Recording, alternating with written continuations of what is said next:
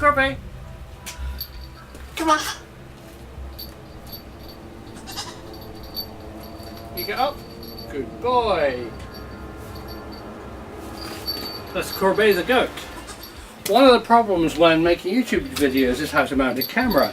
Come across this. This is a magnetic indicator arm with base and a kind of floppy arm, which you can put a GoPro camera on and lock off.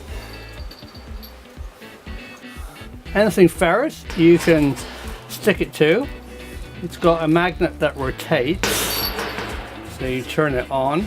As soon as you turn it on, it'll stay. This arm flops around under 1, 2 and 3 ball joints, but the clever thing is, with a single knob you can pose the camera where you want it, lock it, and it locks that, and it will stay. You want to take it off, rotate the magnet, you're done.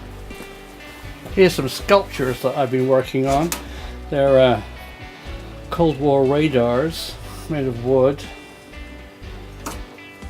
welded metal. I'd like to take some pictures of it, so I could use this. Put the magnet base down on the welding table, rotate the magnet, put the camera exactly where you want it.